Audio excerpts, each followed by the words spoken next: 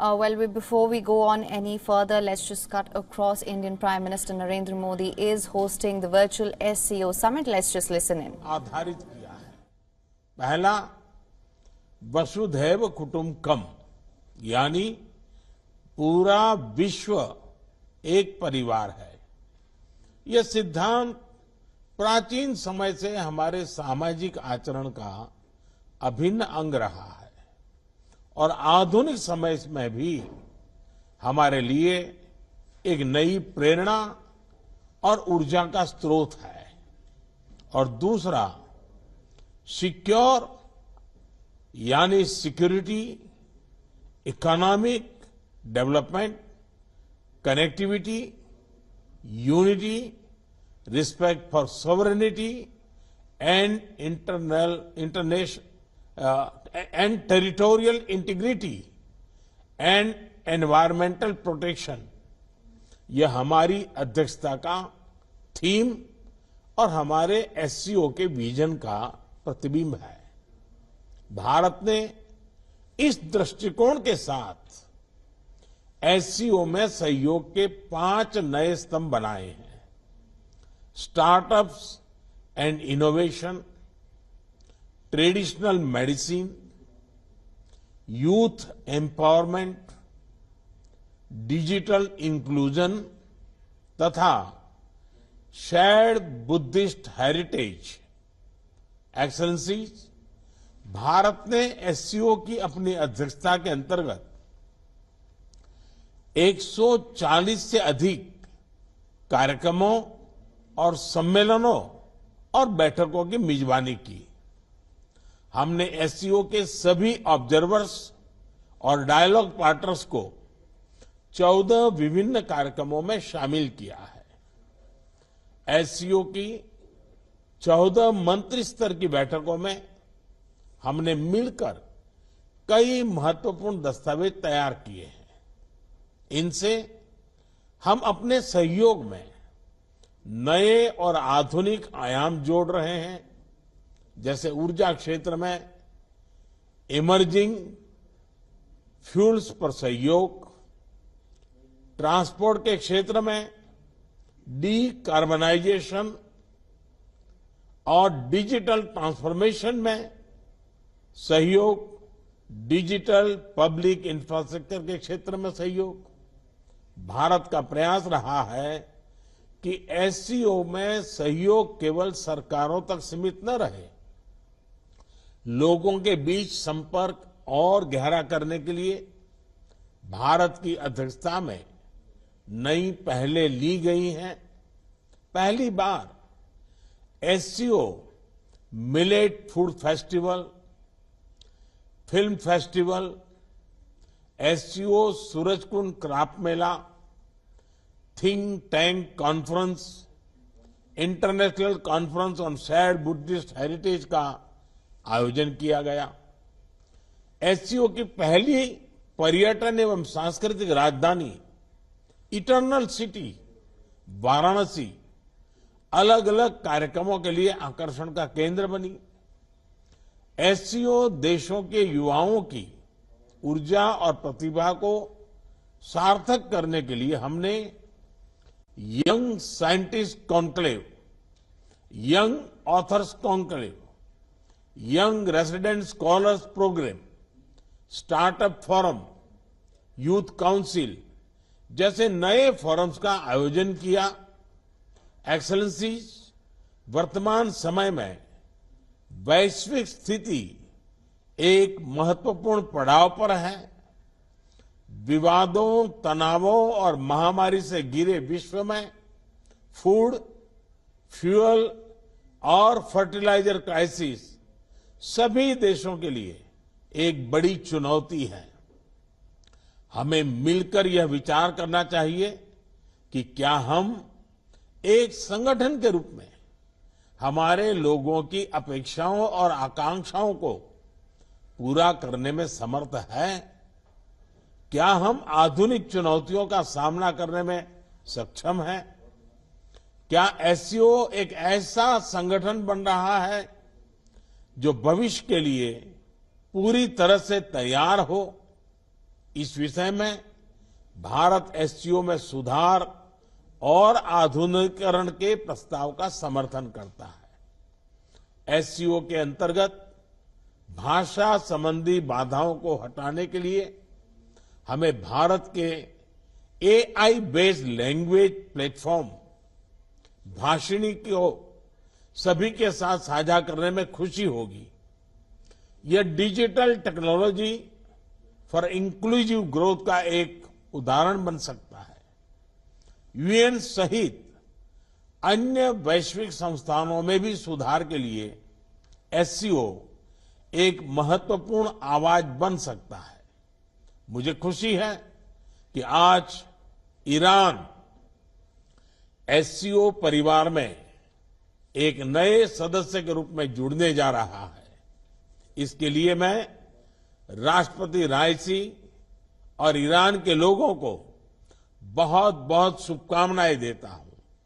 साथ ही हम बेलारूस की एससीओ सदस्यता के लिए मेमोरेंडम ऑफ ऑब्लिगेशन पर हस्ताक्षर करने का स्वागत करते हैं।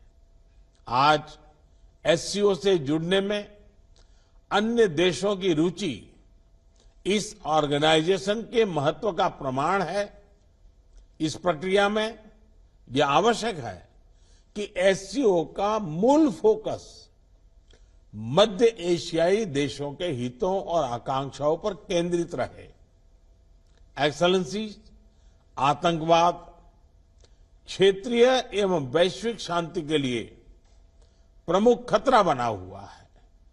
हम चुनौती से निपटने के लिए निर्णायक कार्रवाई आवश्यक है। आतंकवाद चाहे किसी भी रूप में हो, किसी भी अभिव्यक्ति में हो, हमें इसके विरुद्ध मिलकर लड़ाई करनी होगी। कुछ देश क्रॉस बॉर्डर टेररिज्म को अपनी नीतियों के इंस्ट्रूमेंट के रूप में इस्तेमाल करते हैं, आतंकवादियों को पनाह देते हैं। एससीओ को ऐसे देशों की आलोचना में कोई संकोच नहीं करना चाहिए।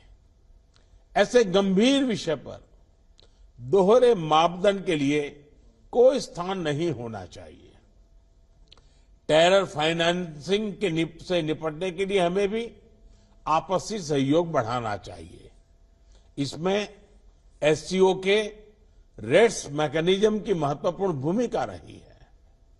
हमारे देशों के युवाओं के बीच रेडिकलाइजेशन के फैलावे को रोकने के लिए भी हमें और सक्रिय रूप से कदम उठाने चाहिए।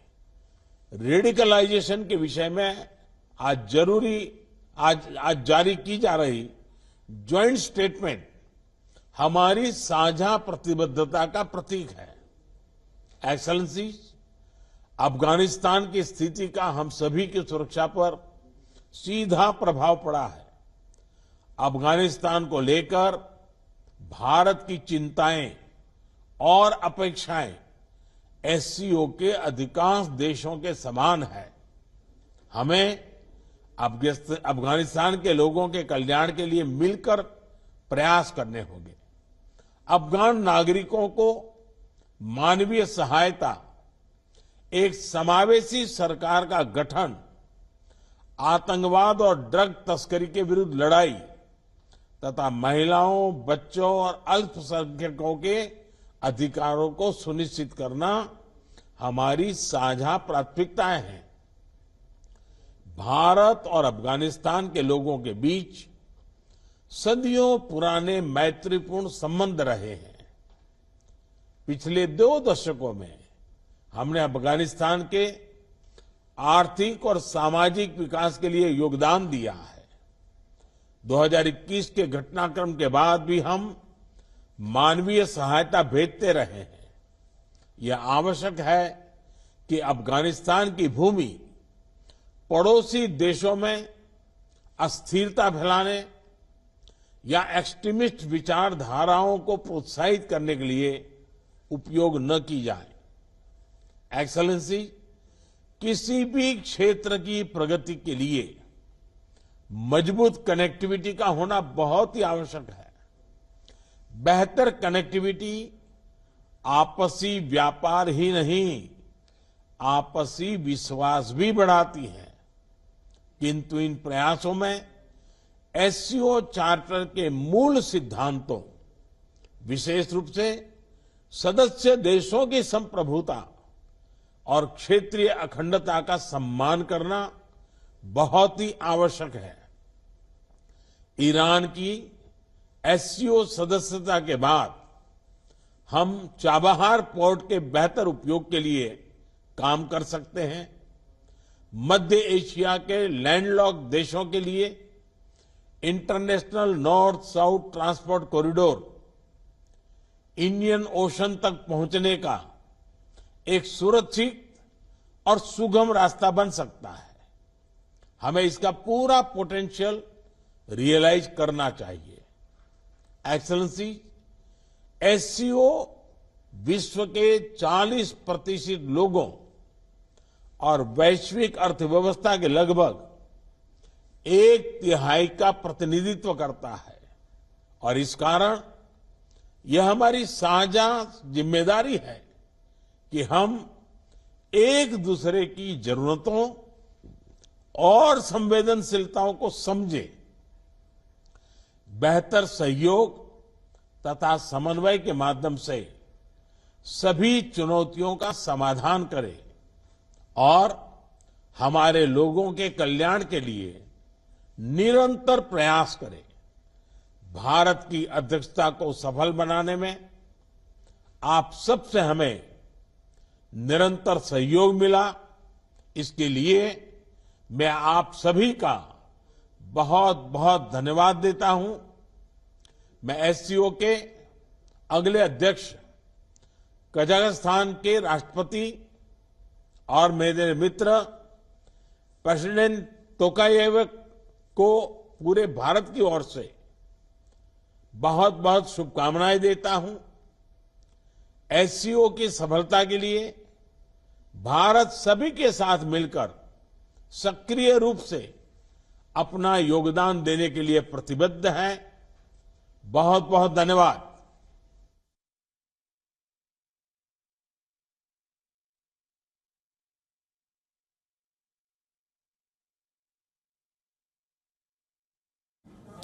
So, as you know, India is hosting the virtual summit of the Shanghai Cooperation Organization today. That was Indian Prime Minister Narendra Modi addressing the summit virtually.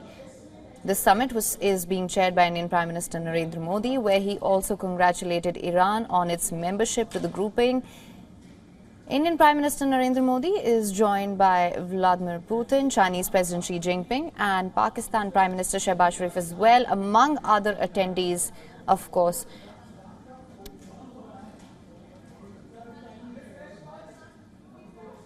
And in his address, Indian Prime Minister Modi emphasized on the need for better people-to-people connect as well.